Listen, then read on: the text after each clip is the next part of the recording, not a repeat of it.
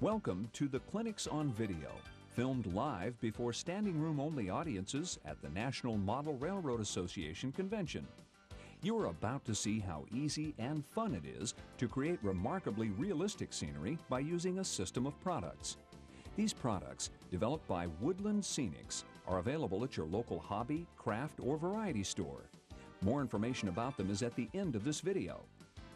In these sessions, you will see the instructors build a small diorama called the Scenery Kit. Information on getting this exceptional learning tool is at the end of this video. So sit back and enjoy while our instructors show you just how easy it is to model terrain and landscape. You can do it the Woodland Scenics way.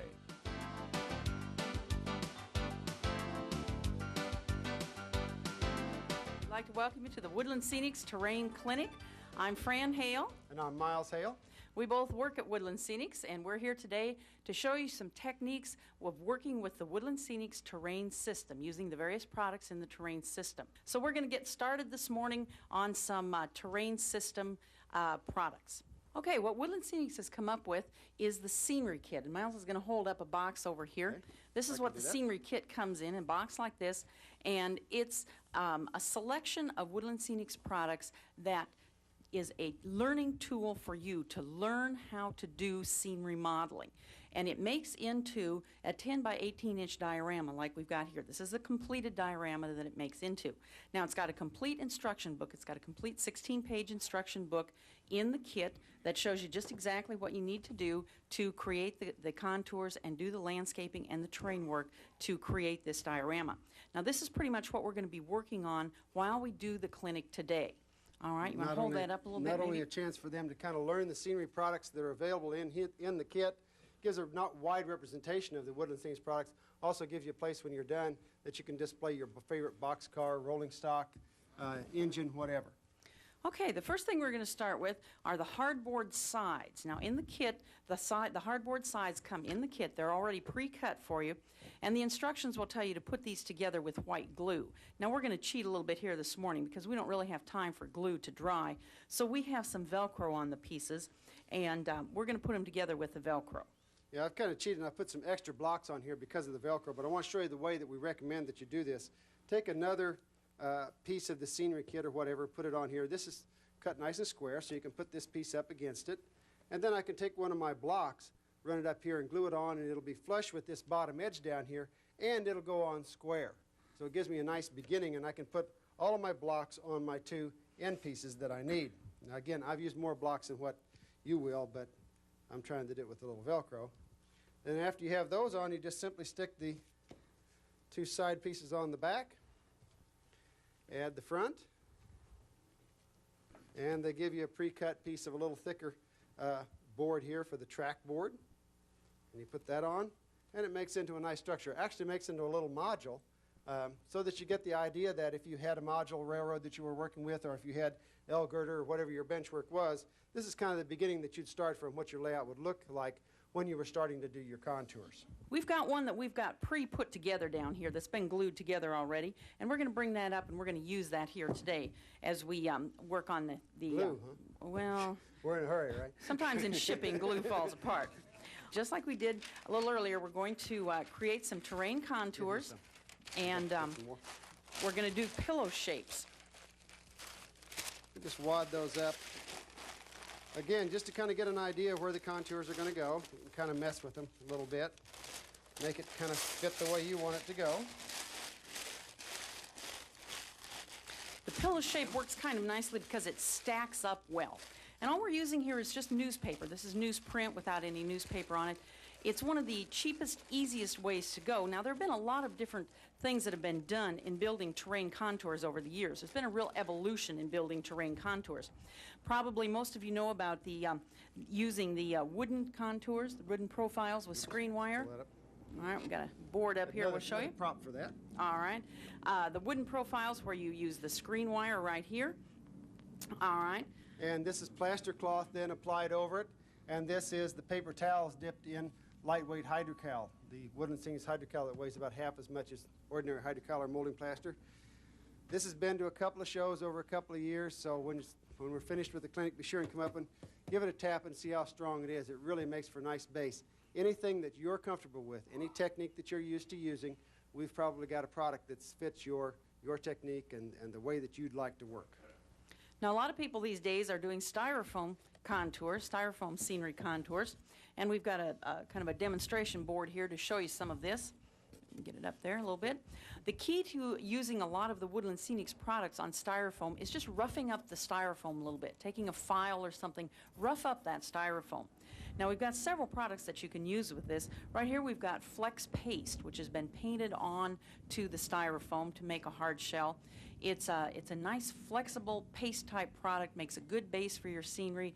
It will give a little, it will bend a little, so that if there's a little torquing with your layout or if you've got a module or something that's going to be moved, this stuff is not going to crack on you. It won't crack when it dries or anything. And then what do we got next there, Miles? We got some plaster cloth. This is plaster cloth, and it's applied again directly over the roughed up styrofoam, and then lightweight hydrocal applied directly over the roughed up styrofoam. You could dip it in towels, but that's kind of a waste. You can just simply put it on there, and it'll grab into the foam real well. Any one of these products all allow you to put hydrocal or whatever your landscaping materials are directly on top of them. This is a lightweight hydrocal rock that's been attached to the flex paste, to the plaster cloth, and to the hydrocal directly, along with some of the ground foam products applied with the scenic cement. So we don't get the separation that you've heard about with maybe some other products. Direct application on all these right onto the styrofoam. Okay, but as we said a few minutes ago, Woodland Scenics is recommending just using newspaper. Everybody's got it around the house. It's easy to use. It's cheap. It's a very good way for beginners particularly to work because it's easy to work with. You can see what you're going to end up with before you actually do anything. But now, of course, we do need to have a hard terrain shell on top of the newspapers. So what we're going to use here is plaster cloth. And this is a gauze impregnated, or a plaster impregnated gauze, and it comes in a roll. It's 8 inches wide and comes in a long roll. You just tear off what you need, and you need to make sure that you put the bumpy side up. There's a smooth side and a bumpy side. Make sure that you've got the bumpy side up when you apply it. Just makes more of the plaster available for use. And then you're going to take a paintbrush, just paint over the plaster, paint over the plaster cloth, spread out the plaster. You're going to kind of fill in the holes. It doesn't really matter whether you actually fill them all in or not, but just kind of spread out the plaster. Now, where the plaster meets the edge of your hardboard here in front and on the sides and back, you're going to just fold over the plaster cloth. Makes a little bit stronger edge, makes a nice, neat edge for the edge of your diorama. And the same thing, of course, on your layout. You can fold it over on the edge and make a nice, neat edging on it. Now, when Miles puts on a second sheet, he's going to overlap it 50% on the first sheet and 50% on new territory. All right? In effect, you're ending up with a double layer of the plaster cloth. Just gives it a little more strength. But this should give it enough strength for any of the scenery materials, the buildings, anything that you want to put on top of it. If you've got a very heavy building, maybe one made out of metal or something with a lot of heavy interior in it or something, you might want to put one more layer of plaster cloth on just to give it a little bit of additional strength. But under any kind of normal circumstances, the 2 layers will be very much all that you would need. All right, and he's just going to continue across his board. Looking good. And you can see the contours just develop immediately when you get the plaster cloth on here. Now, in the scenery kit, we tell you to go ahead and just put the plaster cloth over the entire thing. When you do your layout, you're probably not going to put it over your roadbed material. All right, but in the scenery kit, it's a lot easier to just put it over the whole thing. You're not going to have a train running on this anyway, so it doesn't make any difference. Now, at the ends here, Miles has got a half strip, and he's putting that on the end where he's just got 1 layer of plaster cloth, so that he's doubling the layer on the ends too, so that the whole thing is going to have 2 layers of plaster cloth on there. Okay, looking good. We got another one for the first end there? Yep. I guess we're pretty well organized here, aren't we? Almost looks like we planned it this way. I guess so. All right, that's looking real good. Now, plaster cloth is a lot neater and easier to use than dipping paper towels into hydrocal. You know, you mixed up your hydrocal, and by the time you got your paper towels dipped in it, half of it was hard. You lost half of it. With the plaster cloth, you don't have any waste because each sheet is dry until you're ready to use it. You just begin to use it by dipping it into the water, and you don't have any wastage with it. You can tear it into any size or any shape that you need on your layout. If you need a small strip to fill in maybe a hole or a low area or something, you can tear just a small strip. If you want to use it in the big chunks like we did earlier, however you want to use it, it's going to work out for you, and there's a lot less waste than you have with plaster. Now, Woodland Scenics makes 15 different rock molds, and they're made out of this nice heavy-duty black vinyl material, so they're good and sturdy. They're going to last you for a long time. There are 15 different ones. There's smaller rocks, larger rocks, you know, a lot of different configurations of rocks. They're all real well detailed, give you a lot of nice detail on the rock.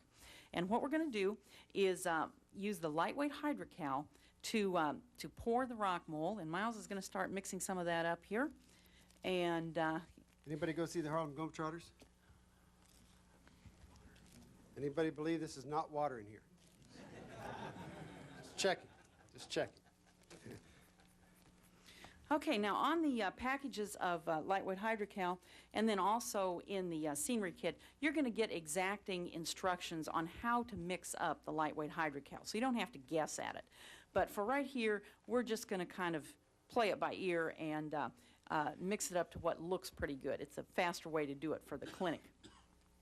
The lightweight hydrocal is about half the weight of hydrocal. It's really, really nice stuff for doing rock castings, for doing anything that's going to go on a module. It gives you the hydrocal look. It gives you the detail that you can get with hydrocal, but it gives you a lot less weight. And the other thing about it is, you know, with the hydrocal, you got to have to take your Dremel tool to carve that stuff, and even then you're not too sure you can do it. You can carve this with an X-Acto knife, and we'll show you that in just a little bit, how easy it is to carve. All right, we're going to take a little wet water here, and we're just going to kind of lightly spray down the rock mold, not too much. That's water with a little soap in it, okay? You put that in your mold, you'll find that you'll reduce your air bubbles. Yeah, Yes. detergent, hand soap, anything like that will work. Just any kind of soap at all. Okay, he's going to just pour that into the mold here that we've wetted with a little bit of wet water. Okay, we'll spread that around a little bit. And that should be pretty dry by the time the clinic is over with, so we'll set it aside and just let it start to set up. We'll unmold that by the end of the clinic for you. I guess we'll just put it right there. Okay, let that go. Okay, now then, the big problem, of course, with plaster is it's white, really white. And so what we want to do is we want to get some color onto the rocks. Let's move this out of the way for a few minutes, Miles, and let's bring up your rock board over there. Alrighty. Let that dry a little bit.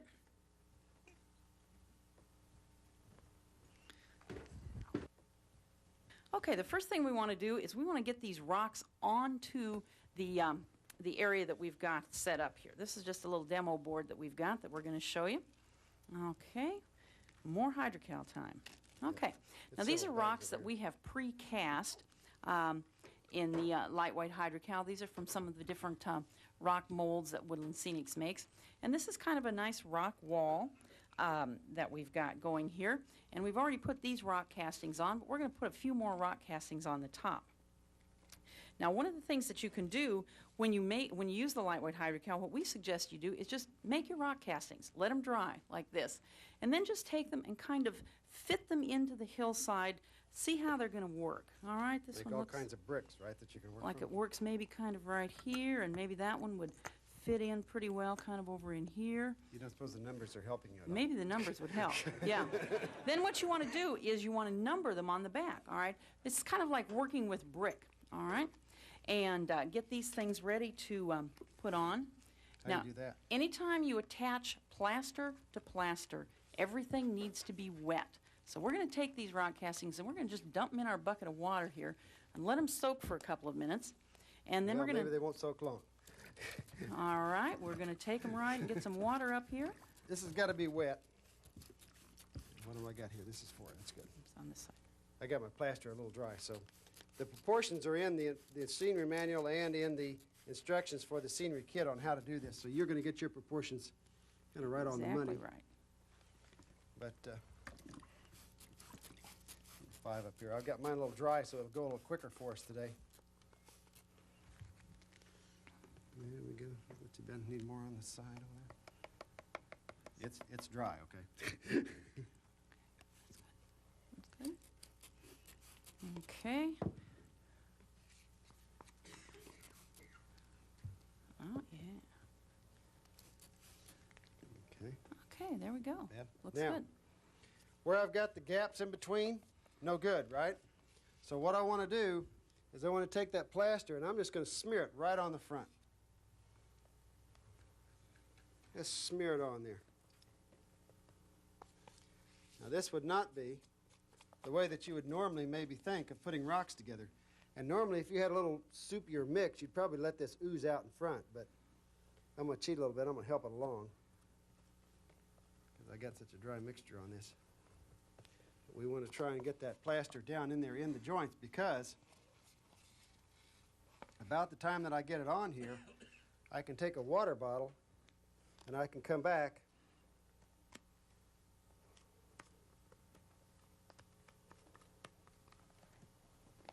and I can carve. All I need to carve the rocks with is not a dental tool, it's not an X-Acto knife or anything like that, just a water bottle set on spray. And all I'm going to do is come back here and flood. Let's turn over to jet because this is dry. And I'm going to carve that right back in. I'm going to wash it off of the face of the rock that was there. The secret here is the fact that I took the rocks and I rubbed them together, and I'll show you that in just a second. I rubbed them together before I ever started so that they were already fitting tightly together. Okay? This is one we did in yesterday's clinic. You can see that they're pretty close, but all I've got to do to make these rocks fit together is simply take them and rub them. And I can actually rub with this lightweight hydrocal them until they will, see if I can get it up a little bit, actually rub together so tightly that I almost wouldn't need any plaster to put them together. All I need is some plaster on the back side, stick them up against my rock wall, and they'd be ready to go. And the same thing, just to show you that Fran was telling you the right way, when you can't do that with ordinary hydrocal. But the surface tension on this is every bit as strong as it would be with a regular hydrocal that you'd use. Okay, looks good. I think we got them on there. Why don't we turn this board around and let's talk about coloring the rocks. And this is the one we did in yesterday's clinic, and it's already dried, so we can do a little color on it. Okay. Now, Woodland Scenics makes the earth color liquid pigments, which come in another number of different colors. Now, these are just pigments. They're water soluble. They're just pigments. They don't have any of the fixative acrylics and binders. I never remember those words. Acrylics and binders in them. So all they are is just the color. And they're very, very concentrated. What you're going to do is you're going to carefully apply them. Well, you're going to mix them with water first. You're going to dilute them with water. Now, the formulas are in the scenery kit. They're also in the scenery manual. Basically, the lighter colors, I guess you could say, you're going to mix about 16 to 1, one part of the liquid pigment to 16 parts of water. The black and the other darker colors are mixed 1 part of liquid pigment to 32 parts of water. Now, what Miles is using here right now is the burnt umber. And what he's doing is a technique called leopard spotting. He's just taking the color and he's sort of polka dotting it all around the rock faces, maybe trying to cover, what, about half of the rock face, yeah, something like that? Yeah, I tried to get about half of it done. All right. Then he's going to take the yellow ochre, the second color, and he's going to dot that around in the other areas. I'm going to be a little more careful with the yellow because I just threw the red up here, but the yellow, I'm going to be a little more careful and try and make sure that I actually get it on the white areas that were left. I really did try to cover about half of the rock, but I tried to be a little careful. I mean, I was kind of throwing it around here, but what you don't see is I was being careful to make sure that I left some white areas around here, about half of the rocks open, that I could come back and add some yellow to a little bit later on. Now, if you just use the earth color liquid pigment straight out of the bottle, straight out of the containers, they'll do an opaque painting job, you know, a coloring that you can't see through. But that's probably not what you're going to want when you do the rock painting. So that's why we dilute them. We're going to make a stain or a wash, all right? You're just going to put a little bit of color on at a time. This makes it easier for you to not mess up, all right? If you get a little bit too much color on with this system, you can wash it off again with plain water or with a little bit of salt water, and the whole thing will wash off again. If you want more color on it than you put on the first time, just keep adding another layer of the color. All right, makes it much easier for you. You don't have to worry about getting too much on that you can't do anything about. Now what Miles is doing, of course, here, he's just putting it on with a paintbrush. There's a couple of different things that you can do. If you use the Earth Color Liquid Pigment Kit, you get a little foam dauber. You can put it on that way. You can use a paintbrush. If you'd like to, you can put it in the spray bottles, and you can just spritz on the different colors and kind of polka dot it on that way, do the leopard spotting that way. But now when he puts the black on over the whole thing, the black goes into the cracks and crevices and puts some nice color into those areas and just kind of blends the whole thing together so that it gets a look of real rock. Now there are a lot of different colors. There are 8 different colors in the Earth Color pigments so that you can come up with color combinations that will work for rocks anywhere around the country. You know, maybe in your area there are more blue-black. Maybe they're more yellow. Just depends. Rocks are different colors in different areas, and you can come up with combinations of the colors to match rock in any kind of an area. Okay. Looks pretty good. My rocks are pretty wet, but what I would want to do is if I didn't like this rock in here that's a little lighter, let that dry a little bit. It'll be ready to absorb again, and just like Fran said, I could come back here a little bit later. Let me try it a little later on the clinic. We'll see how we're doing on time, and we'll color a little more on that color over there. If it's the right color and I really like it, then what I want to do is take my scenic cement over here, can't quite reach it, there we go, and I'm going to spray that down. Like, let's say that I like this side over here, so I'll kind of stay away from this for right now. Spray that down, and the scenic cement is an acrylic polymer. It will skin over and coat and protect. It'll fix the colors that I liked here on this side. So once you get it right, fix it. Otherwise, it will continue to fade. Remember, it doesn't have any binders or anything in the pigment, so if I don't fix it, if I just leave it, I say, well, boy, that's really great, and I go home or I go upstairs and I go to bed, leave my railroad room. Next morning when I come down, this is going to be a lot lighter than when I left it that night before. So be sure and fix it if you like it. If it gets too dark, take some water, just wash it over the top, and you can actually wash that color right off, which is what happened to me here. I got a little bit too much of the black, and it took some of my color off. I should have let it absorb a little bit more before I actually hit it with the black wash, okay? Now once you've put on your layer of scenic cement, you're not going to be able to wash off anything that's underneath that layer. You can add more color on top of the scenic cement, which will give it some more color, and then when you like that and it's dry, put another layer of scenic cement on. You can only wash down to the last layer of scenic cement. You're not going to be able to wash off anything that's below that layer. Okay, but you can add more detailing and more color on top of the scenic cement. Put it back in there. Yeah, That looks good. I'll put it aside. We'll do a little more in a little bit. Okay. All right, let's move that out of the way maybe. Okay, let's bring this box back. Okay, now let's see. We've got our scenery kit back here, and we need some rocks on there. Think so? Yeah, I think we need some rocks on there. That'd be a good idea. You want to try a dry one? That'd probably be a good idea. I think a dry one would be even better. Okay. Let's do the magic of woodland scenics here. Okay. We happen to have one that looks just like that. All right, now in the scenery kit you'll get a package of rocks, and you get a culvert. Woodland Scenics makes culverts, we make retaining walls, and we make tunnel portals, all made out of hydrocal. And the culvert comes in 4 pieces like this. All right. That, yep. And the way you're going to color this is you're just going to take these pieces. You may need to clean a little bit of the flash off with your X-Acto. And then you're just going to drop them in your black coloring. How about come up here real quick? Drop that in the bucket. You just painted. Is that concrete? All You're right, you got it. Thank you. He's quick. Okay. Okay. It's really that easy. Just simply drop in the bucket, leave it there for a second or two, pull it out, put it on your table, wipe up some of the excess here, and you can see just almost instantaneously it will give you a concrete color. It runs back into the cracks and crevices and gets a little darker, runs off the top and gets lighter. Makes a beautiful concrete piece. Use the same technique for coloring the concrete tunnel portals or the concrete retaining walls. They color up real quick and they're ready to put on the railroad right away. This one we've done that way, and I just simply glued it together with some white glue with the instructions in the kit tell you how to do that. And then you can just simply hold it up here. You can mark it with a pencil if you want to, or you can just simply kind of guesstimate. I'll do the plastic cloth is really neat because you can kind of make the contours the way Mother Nature would have had the scenery coming across here, and then you can come back afterwards and cut out pieces that need to be altered. So I just alter that scenery a little bit by shoving it down, make a place for my culvert to set, and he'll sit right in there. We'll take some hydrocal in just a second. I got to mix again, don't I? Mm-hmm. One roll. Okay.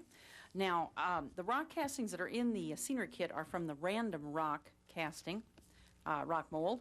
And this is the only place that you actually get rock castings from Woodland Scenics. In general, we How do sell I get you rocks from Woodland Scenics then? well, you buy the rock molds and you make your own. All right. But these we sell you the castings in the kit. And when you create your contours, there'll be diagrams in the instructions with the scenery kit that show you pretty much how to do your contours here, so that you create some areas where you can put these rocks, and you just can kind of put them up here on the hillside however you want to. And then again, it will give you the directions on mixing the lightweight hydrocal so that you get it the right consistency, so you don't have to guess on that kind of thing. And like Miles is doing, he's just kind of putting some together here quickly. And again, we're going to take all of these castings and we're going to put them in the water because they need to be wet. And then we're going to take the spray bottle and we're going to wet down the area here where we've been working. Put the culvert in there too and wet down that area.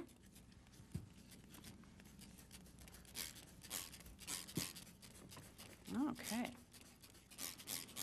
What are you going to put on first? Oh, I don't care. All right. Let's see what looks good here. How about something right about maybe in there? Okay. That's pretty good. Okay. Just put a little of the lightweight hydrocal on the back of your rock casting, wet rock casting. Actually, I don't like the contour very much. Okay. Alter it a little bit. All right. There we go. The neat thing about this, you don't like it, you make it anything you want. Push it out, pull it up. Throw a little more plaster cloth on there if you wanted to. Kind of anything anyway, it doesn't make any difference. Join that up, that looks kind of nice together. Okay. Yeah, so now I put a little plaster on the edge of my rock here so that it'll bind onto the rock that's next to it, and I'll throw a little on the back to make it bind to my display. And again, in a minute here, we'll come along and we'll just take a sprayer. Brush washed out again here. We'll take a sprayer and we'll just kind of join those together. Let's see, this rock looks like it'd go pretty well back up behind there. Going on kind of right in there. How's that look? Okay. And down here, let's see, we went for a little on the bottom. A little base to stick with. Okay. Okay. Bad now. Take a little more and I'll make my stream bed out here where the water would be running out of my culvert. Runoff. A little up on top.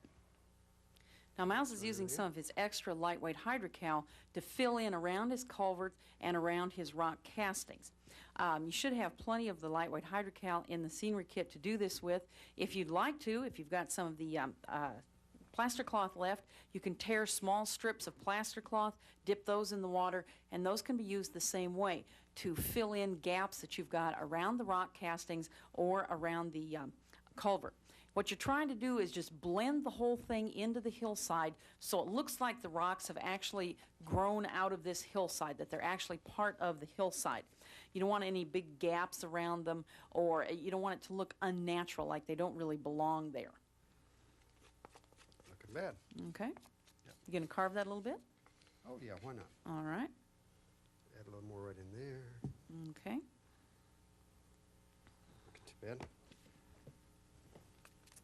All right, now he's carving again with the water. He's just spraying that. Now you got to do this while the plaster's still fairly wet. You're not going to be able to wait until tomorrow and do this. You're going to have to do this right away while it's wet. And then he's going to take a wet paintbrush and he's just going to kind of brush it down a little bit, blend it into the hillside, clean off the culvert a little bit if he's gotten some of the excess plaster on the lightweight hydrocal on the culvert. And he'll clean that up a little bit. Okay, looks real natural, like that came right out of the hillside there. Just like the dirt was right there. Okay. I'm going to brush around the rock casting just a little bit. Blend those in. Now again, we're going to use the same earth color liquid pigments that we had before. We've got the burnt umber, we've got the yellow, and we've got the black. And he's going to just leopard spot this. He's using his paintbrush. And he's just going to leopard spot these on.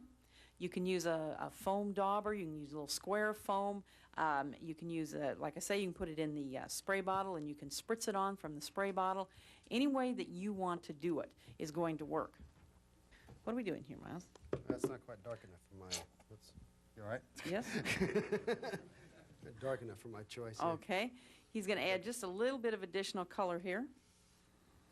I want it so you can see it in the back, and it's just, at home you can kind of add some layers on like she's talking about, but here it's a time restraint, so I want to add it, make it a little darker right away. Okay.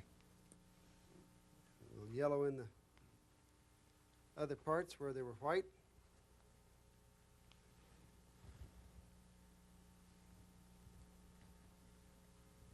Again, he's trying to cover about half of it with the first color and about half with the second color. And then he's going to kind of flood the whole thing with the black. Okay, put a little color over the whole thing. Okay. It's looking real good. Now, one of the very first things that we said at the start was that Woodland Scenics tries to make their products as foolproof as possible. And I had a person over to my layout one night, and he was going to learn how to color rocks. And I put some of the yellow out, and I put some of the red out, and I put some of the black out in a paint tray like this, you know, 3 of the colors. And I told him now that one of the ways you can do is you can take the foam dauber and daub a little red on here, and then come back over and grab a little yellow and daub that on. Just keep mixing it with a lot of water, and you can mix directly off the color, which is what I did here when I made this red a little darker. I shot a little on the table, and I was picking up a little directly and mixing it with a lot of water. And I turned around to go help somebody else after I had given him the instruction on what to do, and he took his sponge and he rammed the sponge in the red, rammed it in the yellow, rammed it in the black, picked up all 3 colors, shoved it in the bucket of water, and just daubed it all over. The rocks came out looking great. Okay? It's one of those things where you really can't mess up. This system really, really works well. Okay. Let's do a little fly specking here. All right? Fly specking I like. Where's my paper? Do it here. Okay. Now, rock is not really dead material. Rock is living material. It's got a lot of things growing out of it all of the time. And the way to model this is a technique that we call fly specking. Now, what Miles has got here is a little bit of the soil turf, the fine turf in the soil. And all he's done is taken a piece of paper here, and he's bent it into kind of a J shape.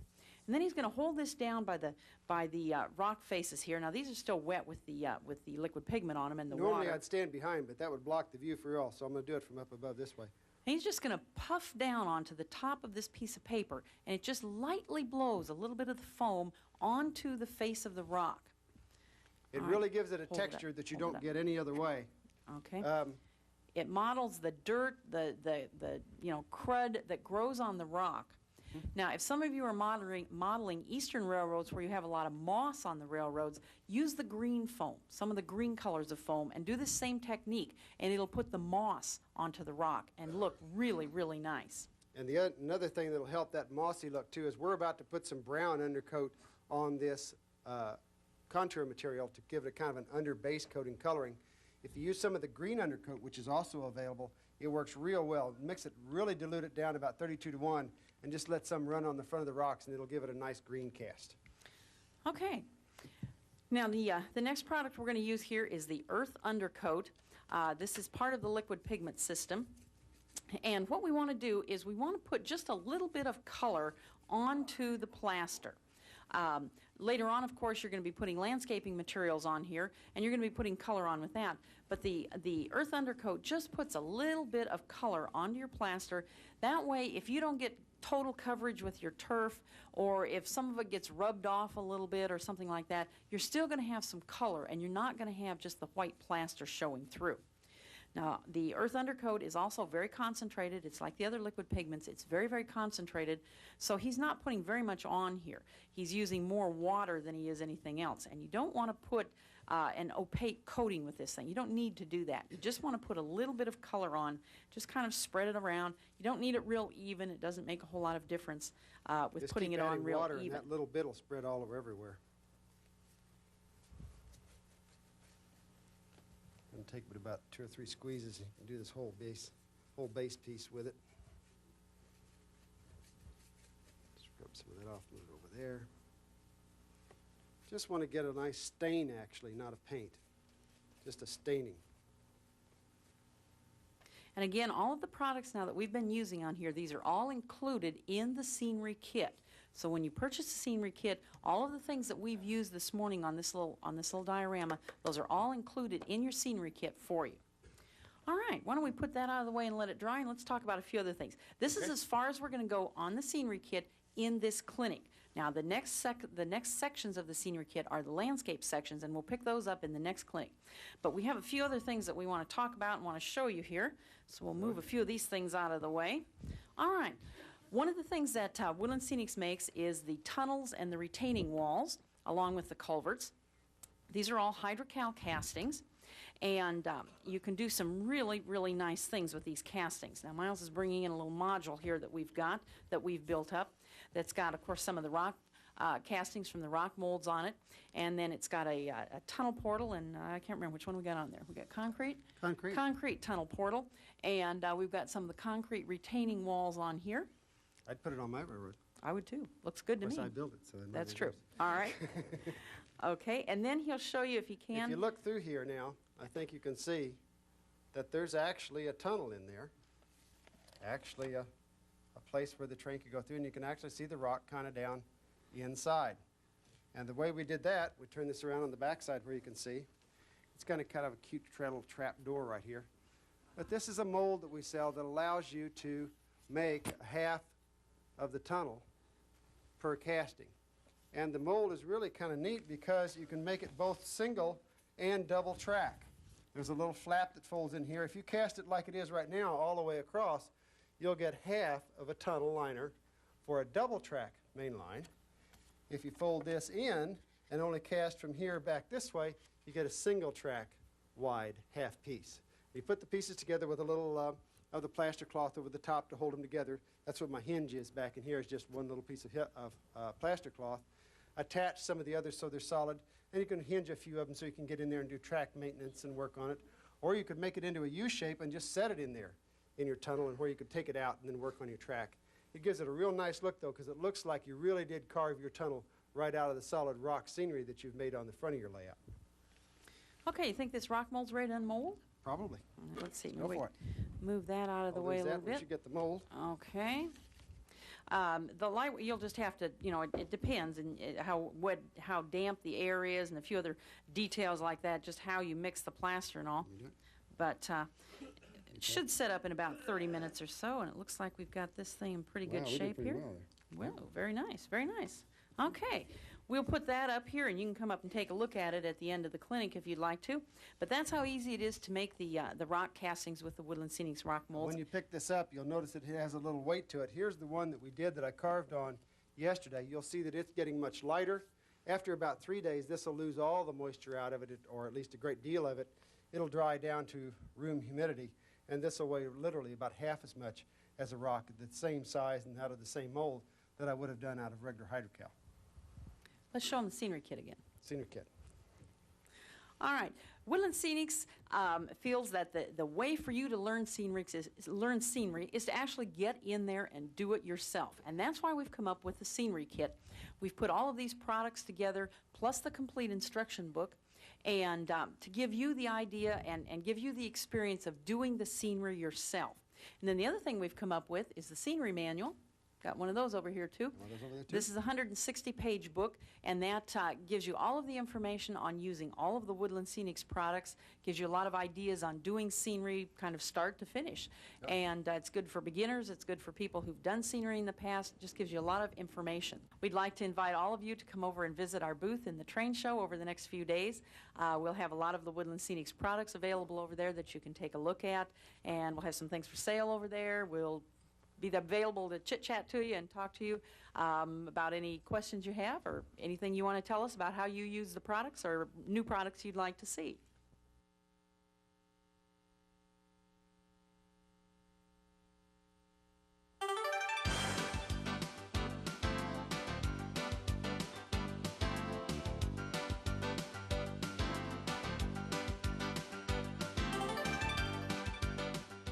Welcome you today to the Woodland Scenics Landscape Clinic. And I'm Fran Hale. And I'm Miles Hale. We both work for Woodland Scenics, and what we're here for today is to talk to you about using the Woodland Scenics landscape system in putting landscape materials on your layout. The Scenery Kit is a learning tool that Woodland Scenics has put together to help you learn how to do terrain and landscape modeling. And the contents of the box here give you everything you need to create this little 10-inch by 18-inch diorama here. Now, of course, you can use it when you're done to display an engine or a piece of rolling stock or something, but the important thing is that while you're doing it, you learn how to use the various scenery products and you learn how to do some scenery work on your layout. Okay, we're going to take a look at the landscape system here. Woodland Scenics created the whole system as a system so that you have everything you need to do landscaping on your layout. And they have made realistic colors, they have made colors that work together, and various textures that all work together. Right. You make almost anything that's growing in miniature. That's right. The theory at Woodland Scenics is anybody can do scenery with a little bit of practice, anybody can do scenery, and that you can't mess it up. We make products that are, I guess you could call them forgivable, things that can be fixed if you do mess up a little bit, and things that are easy to use. And easy to fix. That's right. That's right. Okay, we're going to start here, and we're going to assume at this point, when you start doing your landscaping, that you already have your terrain contours built, you have your rock castings and your other hydrocal castings on your railroad. All right, in the Scenery Kit, you get a chunk of track, HO track comes in the Scenery Kit. And now, if you're in another scale, if you work in another scale and you want to substitute a piece of your own track for that, you can do that. If you want to put N-scale track or O-scale track or something on there, perfectly all right. Just substitute a piece of your own.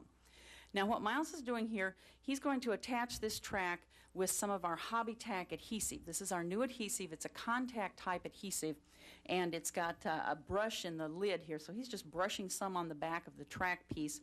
And then he's going to take it and he's just going to kind of pour this down the roadbed area. All right, and kind of spread that out. Tip that up a little bit so you can see. There we go. Run that around everywhere. Give it a good chance to get stuck. Now, this is a contact type of adhesive, so he's going to just let this sit for a couple of minutes and dry a little bit before he goes ahead and attaches the two together. So I can put this aside for now? That's right. That's good. Now can I put my grass on? Now you can put your grass on. Okay, so what he's using, of course, is the scenic cement. He's spraying that around, and this is green blend. This is one of the two colors of blended turf that we have. This is the green blend, and basically he's going to try and do a fairly even coating all over the whole area with the green blend. Before I go too far here, I'm going to show you, you really don't have to put much of this green on for it to look pretty good. If you've put down the brown earth undercoat that colored our terrain from the last few steps, you can see that I don't have to put very much of the green on, and it's going to look pretty good. If I want a little bit more of an arid let's try it again. If I want an arid area, this is a pretty easy way to get it very quickly because it just lets some of the brown show through. On the other hand, the other option is available for me too. I can come in here and I can throw a lot more on, and I can make it a lot more on the green. I kind of like the way this stuff does when you get to a hillside because it lets some of the earth show through the dirt. And those of you that saw the fly specking technique where you blow some of the soil on, you can kind of wet this down and blow some soil in there, and it makes a nice little dirt outcropping. It's a real nice look to it. Now, what he's using to apply the green blend is one of the scenic sifters. These have a couple of different caps that you can put on with the different size holes. Make it real easy to put on the turfs and the ballast products. We've got them up on the board here with all of our products in them that we're going to be using here today. So he's going to put pretty even coating of the green blend all over. Now, not on his rock castings or on his culvert, or his track area, but pretty much over the rest of it. He's going to pretty much cover with green blend. Looking pretty good. Not bad so far. Okay. And scenic cement, of course, will fix this down. Try to get a little more down here. This is the area where you might have a little more green growing because you got the water runoff from the culvert and that kind of thing going on. So I'll try and be a little more careful about getting a little more on there than I might in some of the other areas. A little down there maybe. Fire that happy grass in. Okay, now the only problem with this is it's too even. Nobody's ever seen a rail yard that looks like this. Why don't you hold that up so they can see it in the back. Okay. Nobody's ever seen a rail yard that looks like this. So what we're going to do is we're going to kind of add some different colors to make it look a little bit more realistic. So again, he's going to spray it over with the scenic cement. Well, let's see. Let's put a little burnt grass on. Burnt grass looks a little bit more like it's a little drier. Hasn't gotten so much water.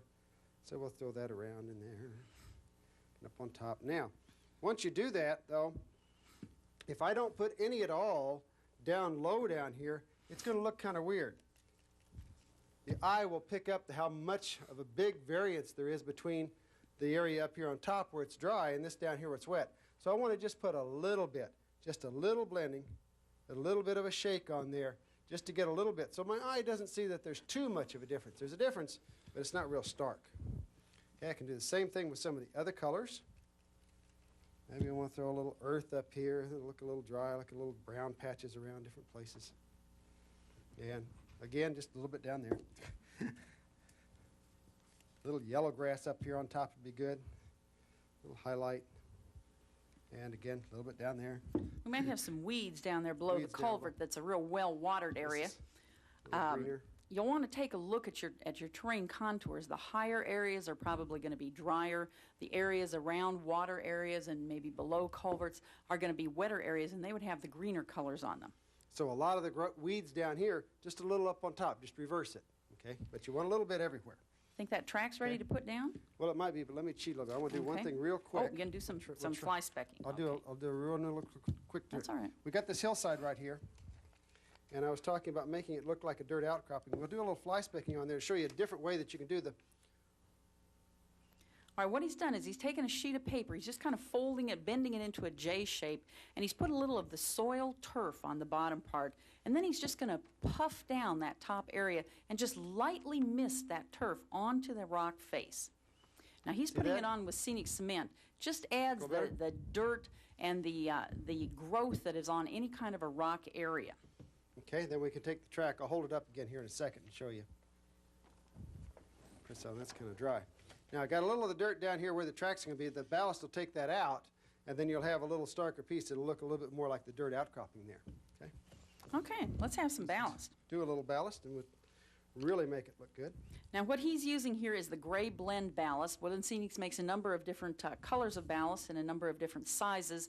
Pretty much hit any kind of the area of the country that you're modeling. And again, we're using the scenic sifter, and he's just pouring this down the track area. Then he's just going to take a dry paintbrush, spread it out, get it off of the rail, get it off of the top of the ties. Just nicely spread it out. Pretty good looking. I think one of the easiest things to do is to put down ballast, and I get more questions about that asked by a lot of people. All you really need to do is hold, the scenic sifter bottle away from the track a little bit, spray it, let it get a little wet. While I talk, what I'm really doing is I'm waiting about 30 seconds. I'm going to let some of that kind of settle in a little bit, and then I can come down here and I can get real close to it, and I can just flood that, just kind of saturate it. And if I'd leave that alone now overnight, go up, do something else for the rest of the day or whatever, come back for my next session when I'm going to work on the railroad, it'll be all hard, fixed, and ready to go.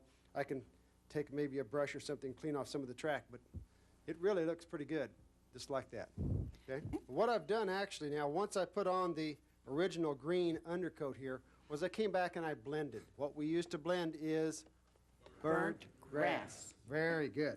Okay. All right, now then, we still have a problem here because this thing really is all flat and level on the green areas. We need some texture because plants aren't all of the same height.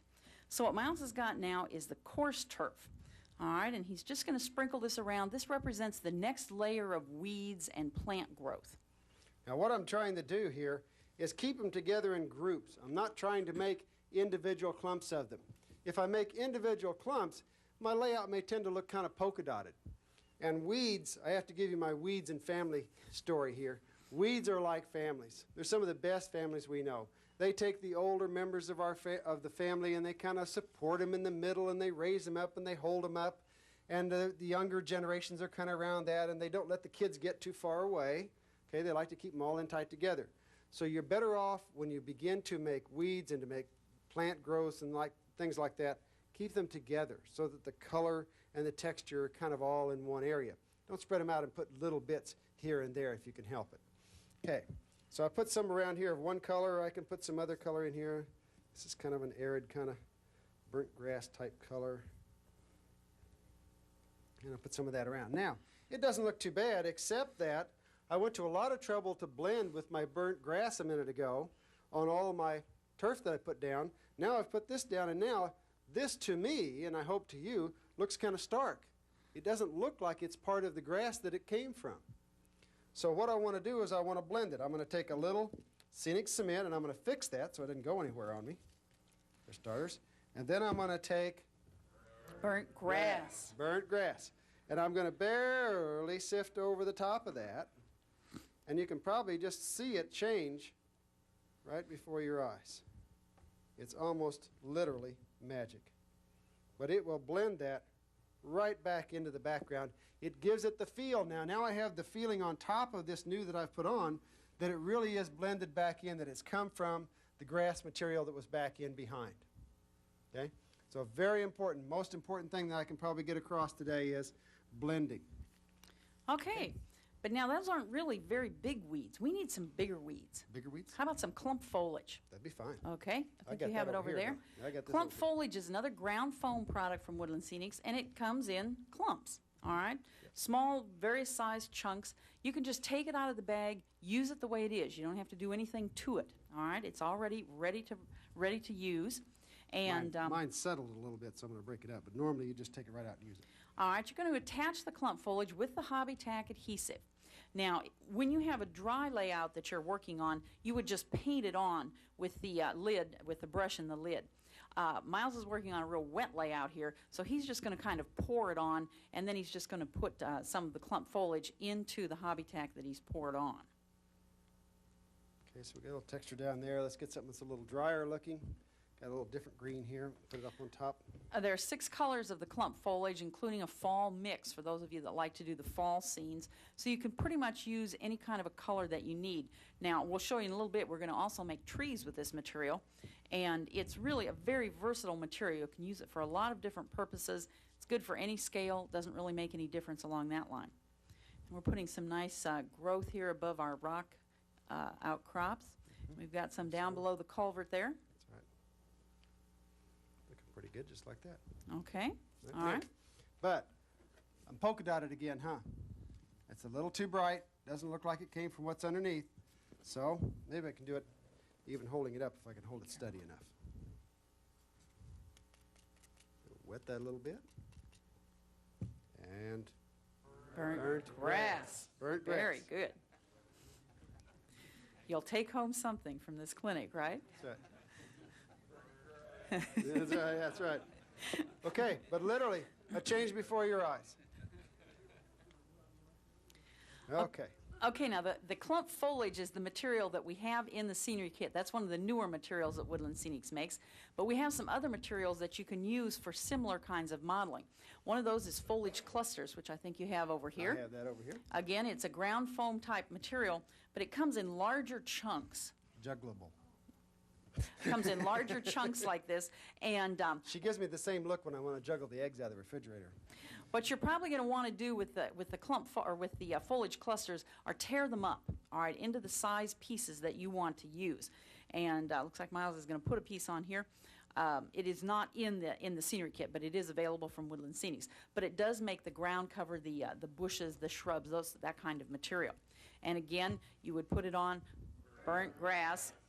Blend it on the top with the burnt grass. A little bit on there. All right, then we also have lichen. Okay, lichen is a natural product, a natural growing product. It's a little plant. And what you need to do with the lichen is to cut off the bottom stem part of the lichen. You want to use the top bushy type of area on the lichen. I like to cut it off flat because then it sits on the layout really nicely and I can use the hobby tack glue to attach it. The other thing is, pick your lichen, your color, and then pick a color of ground foam, fine turf, that's a shade lighter or darker than what you're using here. Don't match it. Get a shade that's lighter or darker. Spray it down a little bit. In this case, since I've got a real dark one, we can use the burnt grass and Coinky-dink, huh? Well, what I look like then is I look like I have a little leaf structure then on the plant that's in place here. And I can just take this and plant it. Now, I'm not going to put it on my scenery kit because it's not one of the products that's included in the scenery kit, but we wanted you to see it so that you understand some ways that you can use it.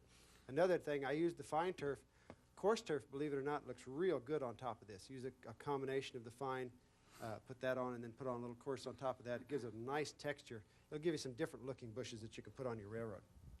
All right, let's talk about polyfiber. All right, polyfiber is in the scenery kit. This is a material that you can use to model those low-growing plants, those things that grow real close to the ground. The ivies, the crown vetches, anybody from the south, the kudzu, all right, things like that, yes. There's a much better use for this. I know what the use for this is. That's right. A lot of you may have a use along this line. Anyway, to use polyfiber is a synthetic fiber, and it comes in a large, well, I don't know, what would you call this? Mass. Mass. All right, good word, good word. All right, what you want to do is you want to pull off a piece, and you want to stretch this stuff until it's real thin and real light and airy. If you keep stretching this, believe me, that what you buy in the Woodland Things packaging will be a lifetime supply. Okay, now what he's going to do when he gets this stretched out Okay. is he's going to spray this with a little bit of scenic cement, and then let's put some flowers on there. Put some flowers on it. This is a little red. This is the Woodland Scenics flowers. They come in, I think it's 3 or 4 different colors, 4 different colors. Just a little tiny bit. You don't need very much of this material. Now, the flowers are not in the scenery kit. In the scenery kit, you'll want to use your burnt grass again and sprinkle it. Give it a leaf structure on top. But what we've used here is just a little bit of the flower, give it a little bit of color, and it really does a nice job modeling those plants that grow close to the ground. A little crown vetch, a little of the spring vine that comes out with a little color on it. And a little bit on your railroad. You know, we always say this is kind of hokey, and you're not sure that it's going to work on a model railroad. Some things that look right in Mother Nature don't always look right on our railroads. This thing is kind of amazing. I've tried it several times on my railroad at home. And if you do it very sparingly like this, it really gives a lot of color, a little life, and it adds a little interest to the railroad that you don't get any other way. It's kind of a neat idea. All right, now another product that you can use for modeling this low-growing material is the foliage material. I can do that. All right. Foliage material, again, comes in a sort of a sheet, I guess you could call it, and it's got an internal structure with the foam on it. And again, this is a material you can use to model those low-growing plants, and you want to just pull off a little piece of it, and you want to just pull this very thin and lacy. Now, the foliage material works real well, not only for ground cover, but if you want to put a vine growing up a building or maybe up a fence post or a tree trunk or something, you can pull off just a little bit of this, and you can pull it real thin, and you can make it into a vine. And then you do the same thing. You would overspray it with the scenic cement and then sprinkle on just a little bit of the fine turf to give it a leaf structure. Now, of course, the other thing you can do with foliage material is you can make trees with it. This is the material that comes in the metal tree armatures that Woodland Scenics provides. And one of the things about this is that I've had several questions on how do I apply it. We had one in the clinic yesterday, I think it was, that the person was saying when I put it on, it looks like an umbrella on my tree. I went to our plant manager after I went to work there because I had the same problem. Mine looked like an umbrella too. And he said, oh no, what you do with it is you take and you tear it up. Literally, you shred it. So Fran's doing that because her hands don't have the hobby tack stuck on them like mine do. Now, what Miles has is one of the metal tree armatures from the metal tree kits, and he's going to bend that into kind of a nice tree shape. Now, of course, if you were making this on your layout, you would paint this tree armature. You wouldn't leave it the silver color. And then once you tear that up and let it fall to the ground, just kind of lightly gather it up in kind of a little ball shape, throw it on your tree, and a little pull around a little bit. Now, if I'd painted this armature and it was a little bit brown, well, that would be a pretty good-looking tree end real quick. Okay? And it doesn't look like an umbrella anymore. When you make trees with Makes a nice tree. with the foliage material, you can get a nice, light, airy look to the tree. And depending on the type of trees that you're trying to model, or maybe the area of the country you're trying to model, you may want those trees with that real see-through, lacy, light type of look. All right. The next type of tree we have is the type that's in the scenery kit. It's the realistic tree armature that has the plastic tree armature in it. And there's a little base. Now, normally we take this base. The last couple of years I've done this clinic, I've just kind of tossed it away and kind of laughed at it. In the meantime, over this last year, I've discovered this is a pretty neat little deal because you can trim off a little bit of this trunk portion right here with a pair of flush cutters, put a little hobby tack on the bottom of that, and glue it on your layout at any place where you have a flat surface. And it not only takes the place of the toothpicks that we normally mark our tree holes with, but it gives us a nice place where we have a styrene base, a styrene tree. You can use styrene glue, and it gives you a good gluing surface because you got all this hobby tack attaching the bottom. It makes a real solid mounting for your trees. If you're on a modular railroad, you can put them in and take them out, and it gives it a real good base that looks real nice on your railroad. So don't think too lightly of those anymore. They're kind of neat. And the plastic tree armatures are also kind of sharp. You're going to change bases on me, aren't you? Yeah. We're going to move this one here that's real wet that we've been working on. We're going to bring up another one here that's dry. The trees that we're working on now and the field grass, some of those materials are real hard to put onto a layout that's wet. So that's why we're changing. This is a box we made yesterday, and it's just gotten dry, so we can work with it a little bit better. Now what Miles is doing is he's got the plastic tree armature. He's just bending that into a nice tree shape. The plastic armatures are what we call a rebendable plastic. You can bend them over and over again, and they won't break off.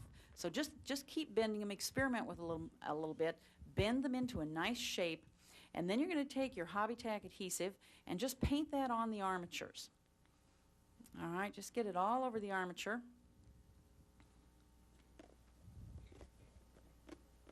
Okay. All right, then we've got the clump foliage, and we've got ours in a little container. You can use it right in the bag that it comes in from the hobby shop. And all you're going to do is just dip it in. That's all? That's it. You mean that quick I can have a tree? That's right. Wow, that's pretty quick. I think almost anybody could do that. If you have any excess, throw it back in the box or whatever. You get to use it again for another tree, or you can use it for bushes or whatever. But it makes a real nice tree very, very quickly. And you can just simply drill a hole and plant it on your railroad. But now, what happened? Does it look polka dot? What do we need to do to it? Burnt grass. That's right. Little spritz over the top, little burnt grass on the tree. Just give it a little. Now, much better, huh? Now, Does look also, better. when you get the tree the way you want it, you're going to want to give it a spritz of scenic cement anyway, just to fix it, keep everything together, and let it set until it dries. The hobby tack will hold, but the scenic cement puts a nice skin coat over it and makes sure that it doesn't fall off later on down the line. You want to just kind of fix it with that. Now, you can also get the realistic trees ready-made in your hobby shop, and this is where we make them for you at the factory, and they come out of the box, you know, beautiful, ready to go, ready to put on your layout. There are a lot of different sizes, from 3/4 inches tall all the way up to 7 or 8 inches tall. 9 inches, all right. Yeah. And there are both deciduous trees and conifer trees. So if you want to do that, that's certainly one way you can get some trees very, very quickly onto your layout. The realistic trees like this that Miles was just making come in the realistic tree kit form, where you get the bag of flat armatures and then you get the bags of clump foliage in a package, and you make them yourself. You can sit in front of the TV some night and you make all the trees you want to while your favorite show's on. I even have that. All right. I think we've got a product board for that. Clump foliage. Yeah, All right. clump foliage. And then, of course, we have the metal armature tree kits, which have the foliage material for the foliage. And those tree armatures you would need to paint, and because they're the white metal, so you would need to do some painting on those. Okay. All right. Let's talk about Field grass, I bet. well, let's do some talus Wanna first. do talus We need first? some Okay, talus. I can do that. All right. You got that. Talus. I've got talus. All right. Talus is rock debris. Okay? The action of freezing and thawing on rocks. You know, water gets into the cracks, and the freezing and thawing breaks off chunks of the rock. You know, when you drive down the highway and you see the sign that says "Watch for falling rock," that rock is talus. It's rock that has broken off of the rock outcroppings up above. And so you would find it on your layout below the rock outcroppings, maybe below a culvert area where the water had washed it down, maybe along a stream area, someplace that either water or the action of falling off the rocks would have put it. Now, you would probably want the talus to be similar in color to your rocks, because actually in real life it would have fallen off of those rocks. Now, Woodland Scenics has 4 different colors of talus. One of them is a natural color, which you can put color on yourself if one of the other colors doesn't really match too well with what you have. And you use the earth color liquid pigments that are in the terrain system, and you color the talus the same way you do the rocks. I would put it down first. I would fix it down first, and then I would color it with the earth color liquid pigment. You could just kind of daub on some of the color. What I've done here is put some down below the rock just as if it had frozen and, cracked off. And I sprayed it just lightly with some of the scenic cement. Now, the scenic cement does not hold it in place, but this has a wetting agent. And in this case, my wetting agent is not water, so I'm not diluting my glue even further. Just gives me a little bit better hold. I've taken some Elmer's glue and I've mixed it 50-50 in water. And I'm just going to run that in, and you can just see the scenic cement helps that just run right down into the rocks. This will take overnight to dry, but by tomorrow morning it'll be just as hard as a brick and part of the railroad. And a pretty slick way to do it. Now, we need to blend this. However, obviously burnt grass would not be on top of the talus. So what I want to do is I want to use soil, or I want to use a little earth. I want to make these rocks look like they're coming out of dirt. So I'm going to take a little soil and I'm going to very lightly just sprinkle over that. And now it's going to try to cling to the top of that talus, which is not going to look quite so good. So again, so I don't dilute so much, I take just a little scenic cement and just kind of give it a light spritz. Just kind of wash the soil off the top of that talus and wash it down in along the sides of the rock. So it really looks like that dirt's kind of in there and the rocks are trying to kind of peek and find their way out. Let's do some field grass. Okay. I like field grass. We'll keep switching kits on I here. know. That's all right. We need the dry one for field grass. Yeah. I think you have that over there in your container. Yeah, I do. Let me get some glue down here. Okay, first. field grass is a natural hair product. Comes in 4 different colors from Woodland Scenics, and very, very easy to put on your layout. You don't need to drill any holes or anything difficult like that. All Miles has done is he's painted on a little bit of the hobby tack adhesive, and then he's going to take a small clump of the field grass, about the right size clump for whatever scale you're in, a distance around clump, diameter clump. There we go. There's about an HO clump. All right. And all I do is just clip that off so it's nice and flat up on top. I'm going to grab a hold of that while it's nice and tight. And you saw me, I already put down a little bit of the hobby tack. So all I have to do is stick and cut. Stick, cut. Stick, cut. Because Okay. the hobby tack is a very, very tacky adhesive, the field grass will stand up nicely. Now, if you want to, you can take the blade of an X-Acto or a point of a pen or something, and you can move it around a little bit. If you want some of it to lie over and some of it to stand up, you can move it around a little bit. But the tackiness of the hobby tack is what makes it stand up without any real effort on your part. Now, you may Just want like to that. mix some of the colors of field grass.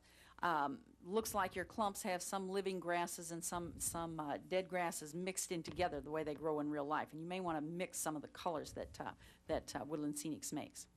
Why don't we try a little turf painting, Miles? Turf painting? All right. Ooh, wow, you're going to get Oh, we're getting experimental fancy here. Okay. Turf painting is an interesting technique that we've come up with for adding some extra color on late in the game. You may have gotten to this point and, yeah, that's pretty good, but maybe you really, really intended to get a little more color, or a little different color up here, or something just didn't quite get on there that you wanted. Let me tip Very- this up. I think you can see it a little bit better, maybe. that's Is it up this high enough? That's fine. probably good enough. Very easy technique for doing this is something we call turf painting. Now, you need to have your layout dry. You need to have everything dry before you do this. And he's using a dry paintbrush, and he's using the fine turf. And all he's doing is dipping the paintbrush in the dry turf and just daubing it on, just painting it on wherever you want it to add some extra color. Now, the really nice thing about this is you haven't sprayed any scenic cement or any water or anything, so you can play with this. And if you put that on there and you decide you don't like it, it's gone. You're All awake right. now, right? If you decide you do like it, then you can spritz it with the scenic cement and you can fix it on there. But it's a very nice way to add a little extra color to, maybe cover up an area. If something comes along and rubs some of your turf off, as sometimes happens in a layout, this would be a way to get some color back on, get some turf back on there without having to go to a lot of trouble to get it back on If you there. like it, spray it over a little bit with the scenic cement and fix it. It'll stay forever. And for those of you that want a little more reading, a little bedside reader on scenery materials, we have the scenery manual, and this is 160 pages. 160 pages of everything you ever wanted to know about scenery and then some. And I understand that we've sold out of these at the clinic the first time, but they are available over at the trade show, or will be at the end of the week anyway. We have a lot more of them. We just don't happen to have them with us here at the clinic. And believe me, you'll find it interesting reading on all kinds of tips and things that we gave you, both the fly specking and some of the other things. There's a lot more in the manual than what we could present in the time of the clinic. Okay. We'd like to invite all of you to come visit us at our booth at the train show. We'll be over there on Friday, Saturday, and Sunday. And we'll have lots of the Woodland Scenics items on display for you to take a look at. We'll have some things for sale over there. We'll be around to talk to you, answer any questions that you might have, and listen to any suggestions you have on products that you think should be produced by Woodland Scenics. And if anybody has questions, if you'd like to come up and take a look at all the things we've done today, we thank you very much. Thank you. In Session 1, you learned how some of the products found on the Terrain Center, shown here, are used to create the various contours, from flat land to mountains, that are found in nature.